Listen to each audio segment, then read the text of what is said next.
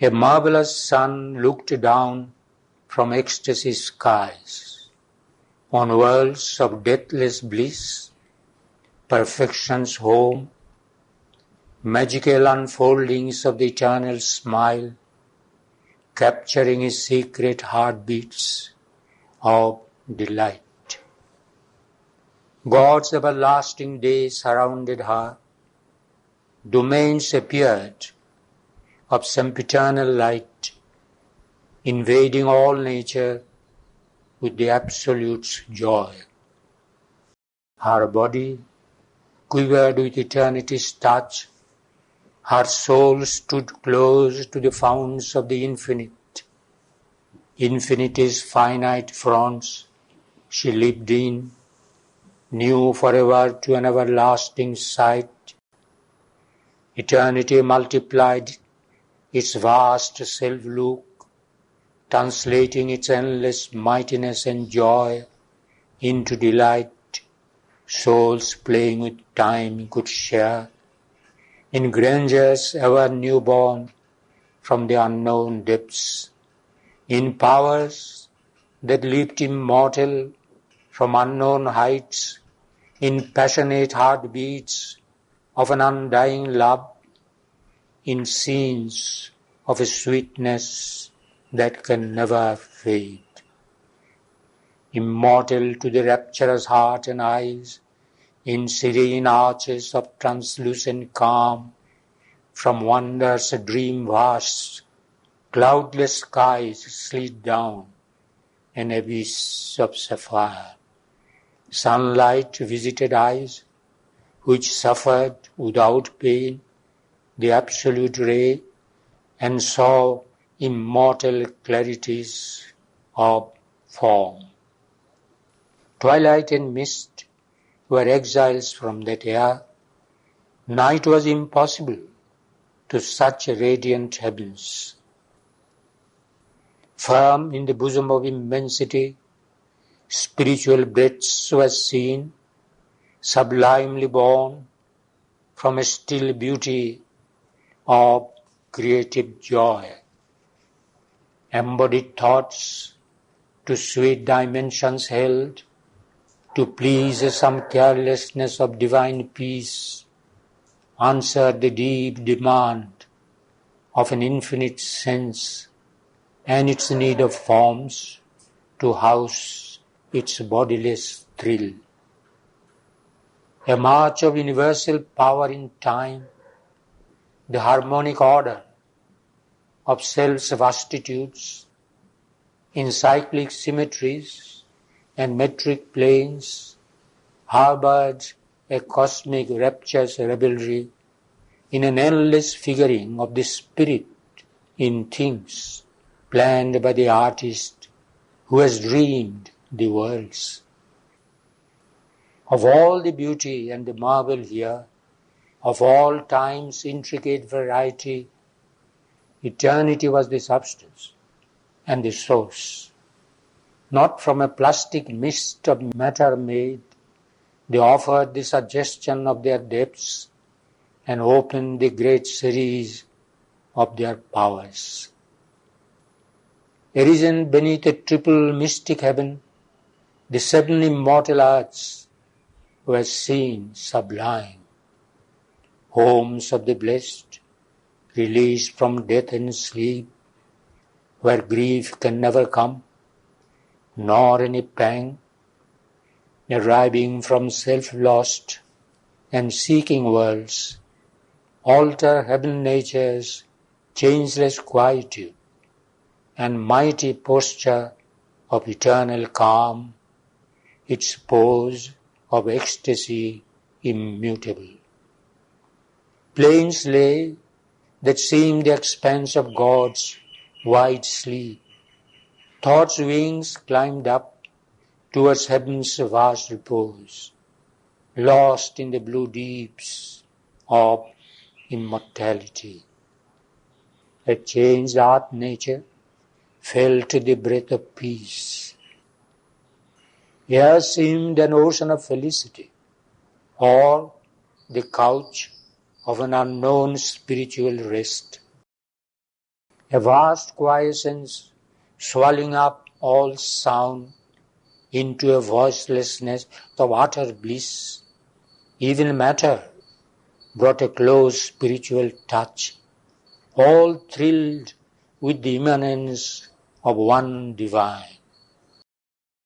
The lowest of these earths was still a heaven, translating into the splendor of things divine the beauty and brightness of terrestrial scenes. Eternal mountains, ridge on gleaming ridge, whose lines were graved as on a sapphire plate, and etched the borders of heaven's lustrous noon, climbed like piled temple stairs, and from their heads of topless meditation heard below the approach of a blue pilgrim multitude, and listened to a great arriving voice of the wide treble hymn of timeless seas. A chanting crowd from mountain bosoms slipped past branches, fragrant with a sigh of flowers, hurrying through sweetnesses with rebel leaps. The murmurous rivers of felicity, divinely rippled, honey-voiced desires, mingling their sister eddies of delight. Then, widening to a pace of calm-lipped muse, down many glimmered estuaries of dream, went whispering into lakes of liquid peace. On a brink, held of senseless ecstasy, and guarding an eternal poise of thought, sat sculptured souls, dreaming by rivers of sound, in changeless attitudes of marble bliss. Around her lived the children of God's day in an unspeakable felicity, a happiness never lost, the immortal's ease, a glad eternity's blissful multitude. Around, the deathless nations moved and spoke, souls of a luminous, celestial joy, faces of stark beauty, gleams of the molded ray. In cities, cut like gems of conscious stone, and wonderful pastures, and on gleaming coasts, bright forms were seen, eternity's luminous tribes. Above her, rhythming goddess whirled the spheres, wrapped, mobile fixities here blindly sought by the huge erring orbits of our stars. Ecstatic voices smote at hearing chords. Each movement found a music all its own. Songs thrilled of birds upon unfading boughs, the colors of whose plumage had been caught from the rainbow of imagination's wings. Immortal fragrance packed the quivering breeze. In groves that seemed moved bosoms and trembling depths, the million children of the undying spring bloomed, pure, unnumbered stars of hued delight, nestling for shelter in their emerald sky. Fairy flower masses looked with laughing eyes. A dancing chaos, an iridescent sea, eternized to heaven's ever-wakeful sight the crowding petal glow of marble's tints, which float across the curtained lids of dream. Immortal harmonies filled our listening ear, a great spontaneous utterance of the heights, on Titan wings of rhythmic grandeur borne, poured from some deep spiritual heart of sound, strains trembling with the secrets of the gods. A spirit wandered happily in the wind, a spirit brooded in the leaf and stone. The voices of thought-conscious instruments along a living verge of silence strayed, and from some deep, a wordless tongue of things, unfathomed, inexpressible, chantings arose, translating into a voice the unknown. A climber on the invisible stair of sound, music, not with these few and striving steps, aspired that wander upon transient strings, but changed its ever new, uncounted notes in a passion of unforeseen discovery, and kept its old, unforgotten ecstasies, a growing treasure in the mystic art. A consciousness that yearned through every cry of unexplored attraction and desire, it found and searched again the unsatisfied deeps, hunting as if in some deep secret heart to find some lost or missed felicity.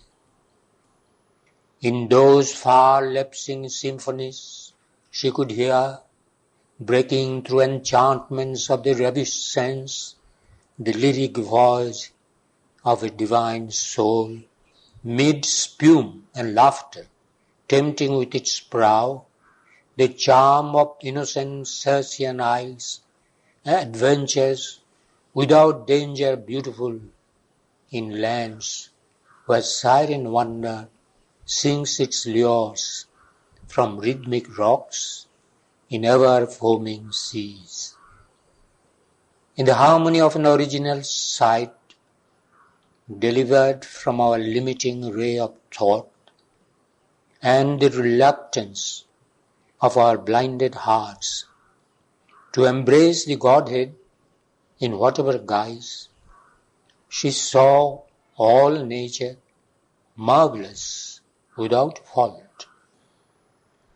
Invaded by beauty's universal revel, her being's fibre reached out vibrating and claimed deep union with its outer selves, and on the heart's chords made pure to seize all tones, heaven's subtleties of touch, unwearying forced, more vivid raptures than earth's life can bear. What would be suffering here was fiery bliss. All here but passionate hint and mystic shade, divined by the inner prophet who perceives the spirit of delight in sensuous things, turned to more sweetness than can now be dreamed. The mighty signs of which art fears the stress, trembling because she cannot understand, and must keep obscure in forms strange and sublime, were here the first lexicon of an infinite mind, translating in the language of eternal bliss. Here rapture was a common incident, the loveliness of whose captured thrill our human pleasure is a fallen thread, lay, symbol shapes, a careless ornament, sewn on the rich brocade of Godhead's dress. Things fashioned were the imaged homes where mind arrived to fathom a deep physical joy. The heart was a torch lit from infinity. The limbs were trembling densities of soul. These were the first domains, the outer courts, immense, but least in range and least in price, the slightest ecstasies of the undying gods. Higher her swing of vision swept, and new, admitted through large sapphire opening gates into the whiteness of a light beyond. These were but sumptuous decorated doors to worlds nobler, more felicitously fair. Endless aspired the climbing of those heavens. Realm upon realm received a soaring view. Then, on what seemed one crown of the ascent, where finite and the infinite are one, immune she beheld the strong immortals' seats, who live for a celestial joy and rule the middle regions of the unfading ray. Great forms of deities sat in deathless tears, eyes of an unborn gaze towards her leaned through a transparency of crystal fire. In the beauty of bodies wrought from rapturous lines, shapes of entrancing sweetness, stilling bliss, feet glimmering upon the sunstone courts of mine, heaven's cupbearers bore round the eternal swine. A tangle of bright bodies, of moved souls, tracing the close and intertwined delight, the harmonious trade of lives, forever joined in the passionate oneness of a mystic joy, as if sunbeams made living and divine, the golden-bosomed Apsara goddesses, in groves flooded from an argent disk of bliss that floated through a luminous sapphire dream, in a cloud of raiment lit with golden limbs and gleaming footfalls, treading fairy swords, virgin motions of vacant innocences, who know their riot for a dance of God, whirled, linked in moonlit revels of the heart. Impeccable artists of unerring forms, magician builders of sound and rhythmic words, wind-haired Gandharvas chanted to the ear the odes that shape the universal thought, the lines that tear the veil from deity's face, the rhythms that bring the sounds of wisdom's sea. Immortal figures and illumined brows, our great forefathers in those splendors moved, timeless in power and satisfied of light, they enjoyed the sense of all for which we strive. High seers, moved poets, saw the eternal thoughts that travelers from on high arrived to us, deformed by our search, tricked by costuming mind, like gods disfigured by the pangs of birth, seized the great words which now are frail sounds caught by difficult rapture on a mortal tongue. The strong who stumble and sin were calm, proud gods. They are lightning filled with glory and with flame, melting in waves of sympathy and sight, smitten like a lyre that throbs to others' bliss, drawn by the chords of ecstasies unknown. Her human nature, faint with heaven's delight, she beheld the clasp to earth denied, and bore the imperishable eyes of veilless love. more climbed above, level to level reached, beyond what tongue can utter or mind dream. Worlds of an infinite reach crowned nature's stir. There was a greater tranquil sweetness there, a subtler and profounder ether's field and mightier scheme than heavenliest sense can give. Their breath carried a stream of seeing mind.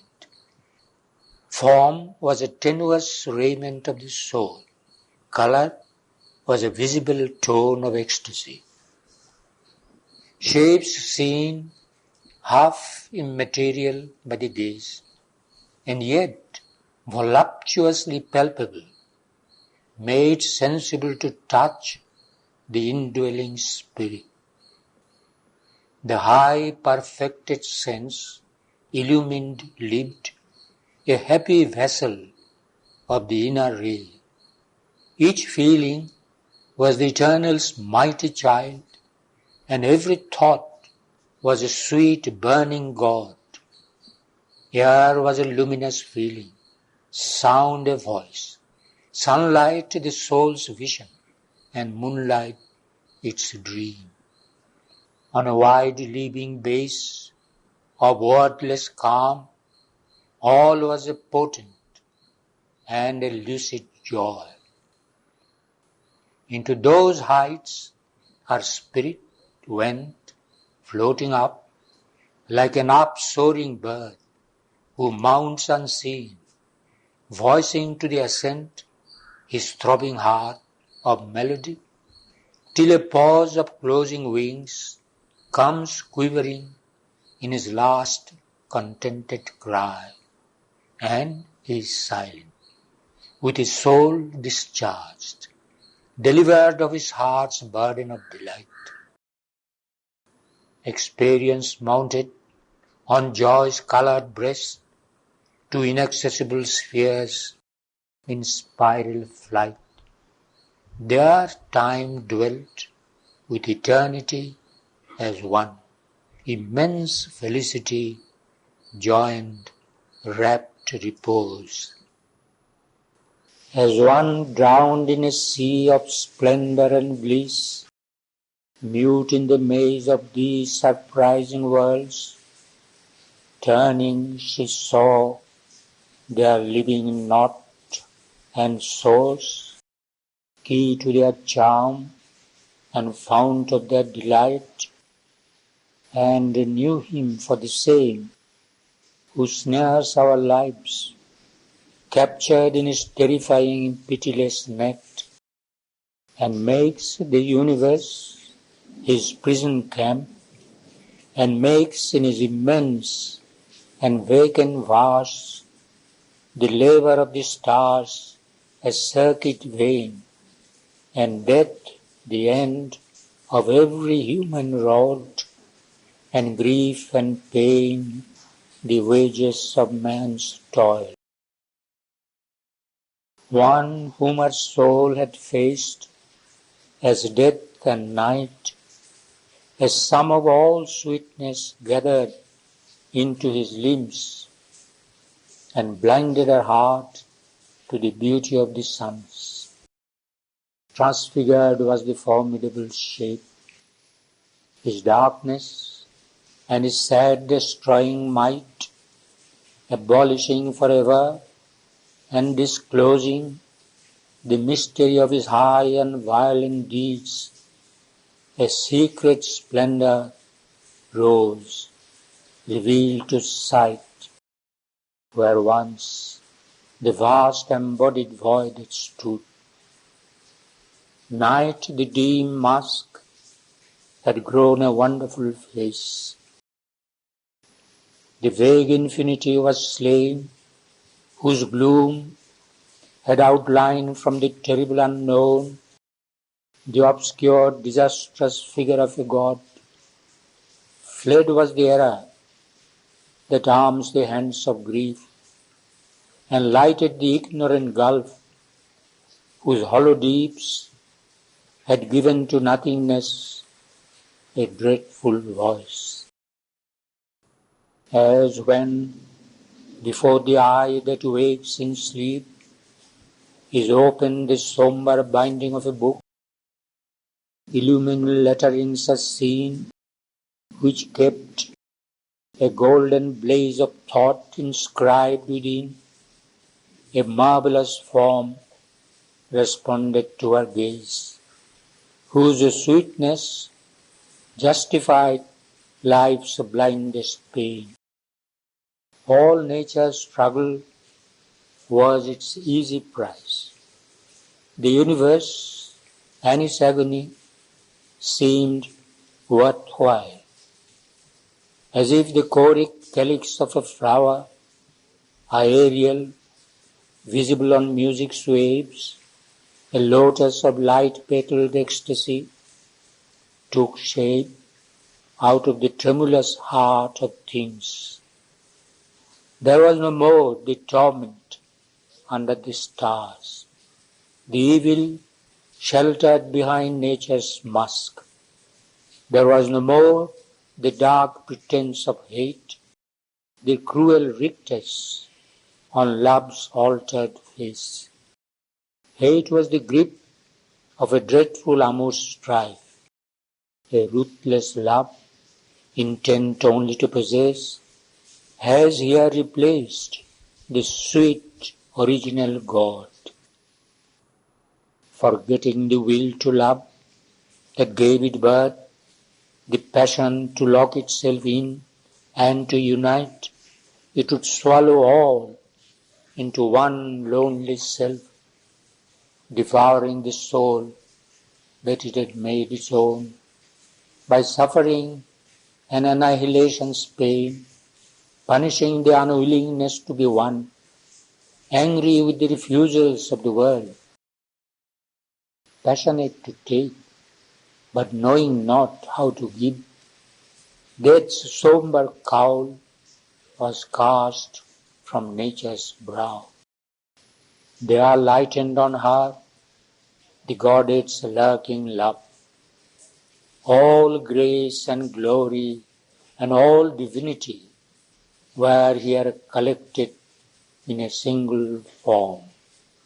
All worshipped eyes looked through his from one face. He bore all godheads in his grandiose limbs. An oceanic spirit dwelt within, intolerant and invincible in joy, a flood of freedom and transcendent bliss. Into immortal lines of beauty rose. In him, the fourfold being bore its crown. That was the mystery of a nameless name. The universe, writing its tremendous sense in the inexhaustible meaning of a word. In him, the architect of the visible world, at once the art and artist of his works, spirit and seer and thinker of things seen, Virat, who lights his campfires in the suns, and the star-entangled ether is his whole, expressed himself with matter for his speech. Objects are his letters, forces are his words, events are the crowded history of his life, and sea and land are the pages of his tale. Matter is his means and his spiritual sign. He hangs the thought upon a lassus lift in the current of the blood, makes flow the soul. His is the dumb will of atom and of clod, a will that without sense or motive acts, an intelligence needing not to think or plan. The world creates itself invincibly, for its body is the body of the Lord, and in its heart stands Virat, King of Kings. In him shadows his form, the golden child, who in the sun-kept vast cradles his birth. Hiranyagarbha, author of thoughts and dream, who sees the invisible and hears the sounds that never visited a mortal ear. Discoverer of unthought realities, truer to truth than all we have ever known, he is the leader on the inner roads. A seer, he has entered the forbidden realms, a magician with the omnipotent wand of thought. He builds the secret, uncreated worlds. Armed with the golden speech, the diamond eye, his is the vision and the prophecy. Imagist, casting the formless into shape, traveller and hewer of the unseen paths, he is the carrier of the hidden fire. He is the voice of the ineffable. He is the invisible hunter of the light, the angel of mysterious ecstasies, the conqueror of the kingdoms of the soul. A third spirit stood behind, their hidden cause, a mass of superconscience closed in light, creator of things in his all-knowing sleep. All from his stillness came, as grows a tree. He is our seed and core, our head and base. All light is but a flash from his closed eyes, and always truth is mystic in his heart. The omniscient ray is shut behind his lids. He is the wisdom that comes not by thought. His wordless silence brings the immortal world. He sleeps in the atom and the burning star. He sleeps in man and God and beast and stone. Because he is there, the inconscient does its work. Because he is there, the world forgets to die. He is the center of the circle of God. He is the circumference of nature's run. His slumber is an almightiness in things. Awake, he is the eternal and supreme. Above was the brooding bliss of the infinite, its omniscient and omnipotent repose, its immobile silence, absolute and alone. All powers were woven in countless concords here. The bliss that made the world in his body lived. Love and delight were the head of the sweet form. In the alluring meshes of their snare, recaptured the proud, blissful members held, all joys, outrunners of the panting heart, and fugitive from life's outstripped desire.